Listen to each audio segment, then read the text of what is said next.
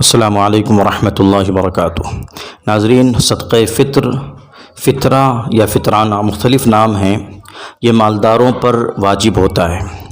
حدیث شریف میں اس کے دو بڑے فائدے بیان کیے گئے ہیں۔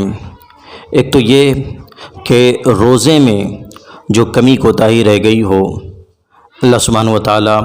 اس صدقے کی وجہ سے وہ کمی اور وہ کوتاہی دور فرما دیتا ہے اور روزے پاک صاف ہو جاتے ہیں۔ دوسرا فائدہ طعمۃ للمساکین، یعنی صدقہ فطر کے ذریعے سے غریبوں کی کچھ مدد ہو جاتی ہے اور غریبوں کے لیے بھی عید کی خوشیوں کا سامان پیدا ہو جاتا ہے۔ تو یہ دو بڑا فائدہ ہے صدقہ فطر کا۔ صدقہ فطر کتنا ہوتا ہے، اس کی مقدار کتنی ہوتی ہے، تو اس کی دو مقداریں بیان کی جاتی ہیں۔ اصل میں چیزوں کے لحاظ سے اگر گیہوں ہے یا اس کا آٹا ہے یا اس کا ستو ہے تو اس کی مقدار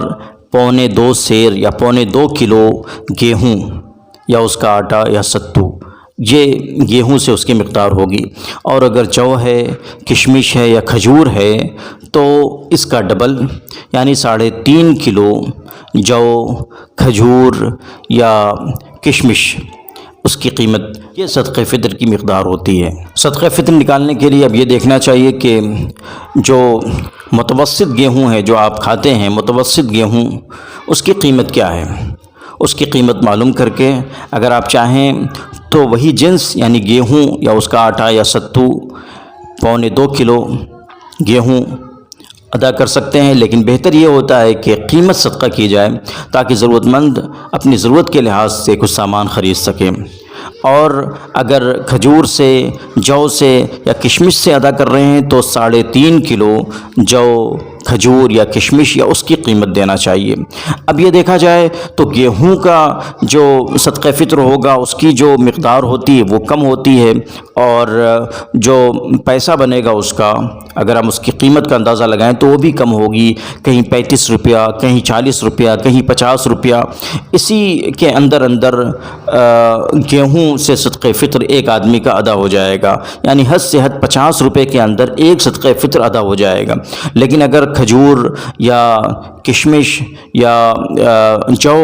اس سے اگر صدقہ فطر ادا کریں اور اس کی قیمت کا اندازہ لگائیں تو کھجور کی قیمت سے اگر ہم ادا کریں، اس کی قیمت کے لحاظ سے ہم ایک صدقہ فطر ادا کریں تو 1000 کے اوپر یعنی 1200 تک تقریباً پہنچ جائے گا ایک صدقہ فطر۔ اور جو سے بھی تقریباً 200 یا 250 تک ایک صدقہ فطر جو کی قیمت سے پہنچ جائے گا۔ اسی طرح کشمش سے ادا کریں، منقع سے ادا کریں تو اس کی قیمت بھی 500 کے پار ہوگی۔ تو اس میں یہ چاہیے کہ جو زیادہ مالدار ہیں، اللہ پاک نے ان کو نوازا ہے اور ان کی یہ حیثیت ہے کہ وہ کھجور اور کشمش وغیرہ کے لحاظ سے صدقہ فطر ادا کر سکتے ہیں، اس کی قیمت کا حساب کر کے صدقہ فطر ادا کر سکتے ہیں، تو ان کو اسی سے ادا کرنا چاہیے۔ اس لیے یہ انفع للمساکین ہے، مسکینوں کا اس میں زیادہ فائدہ ہے۔ اور جو متوسط لوگ ہیں وہ گیہوں سے بھی ادا کر سکتے ہیں بلا حرج۔ وہ گیہوں سے، اور گیہوں کا جو نصاب ہوتا ہے یعنی 2.25 سیر، 2.25 کلو گیہوں، اس کی قیمت کا اندازہ لگا کر، یعنی جو 50 روپے زیادہ ہوگی، ایک صدقہ فطر ادا کر سکتے ہیں۔ صدقہ فطر کس پر واجب ہوتا ہے؟ تو صدقہ فطر مالدار شخص پر واجب ہوتا ہے، غریبوں پر صدقہ فطر واجب نہیں ہے۔ صدقہ فطر مالدار پر واجب ہوتا ہے، جو زکوٰۃ ادا کرتا ہو اپنی مال کی، یا اس کے پاس اتنا مال و اسباب ہے، ضرورت سے زائد قرض پاک جو 52.5 تولہ چاندی کی قیمت کو پہنچ جاتا ہے،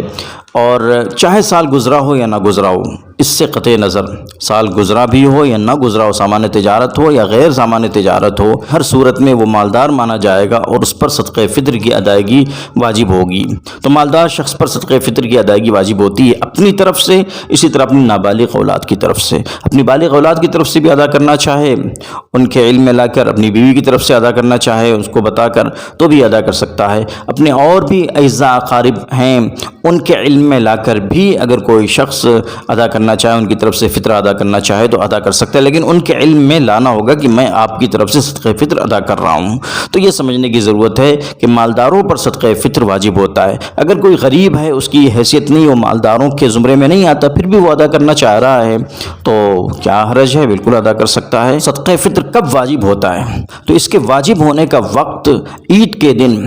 طلوع صبح صادق کا وقت ہے۔ جب طلوع صبح صادق ہو جائے، طلوع فجر ہو جائے عید کے دن، عید کی صبح جب ہو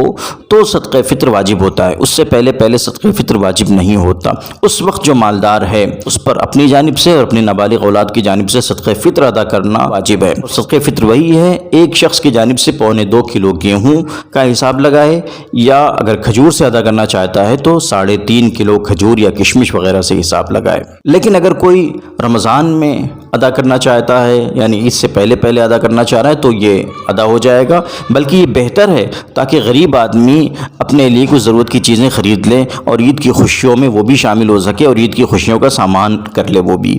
تو رمضان میں عید کے دن سے پہلے صدقہ فطر ادا کیا جا سکتا ہے، بلکہ رمضان سے بھی پہلے اگر کوئی ادا کرنا چاہے تو ادا کر سکتا ہے، لیکن وقت وہی ہے، اس کے وجوب کا وقت وہی ہے۔ کیا کون سا وقت ہے؟ عید کے دن طلوع فجر کے بعد یہ صدقہ واجب ہوتا ہے، اور عیدگاہ جانے سے پہلے عید کی نماز کو جانے سے پہلے صدقہ فطر ہر حال میں ادا کر دینا چاہیے، تاکہ غریب آدمی جو غربا ہیں وہ اپنے لیے ضرورت کی چیزیں خرید لیں اور عید کی خوشیوں میں وہ شریک ہو سکیں۔ لیکن اگر کوئی عیدگاہ جانے سے پہلے صدقہ فطر ادا نہیں کر سکا تو صدقہ فطر اس سے ساقط نہیں ہوا، بہرحال اس کو ادا کرنا ہوگا، چاہے عید کے بعد ادا کرے، لیکن ظاہر سی بات ہے اس کی وہ فضیلت نہیں رہی، اب وہ ایک عام سا صدقہ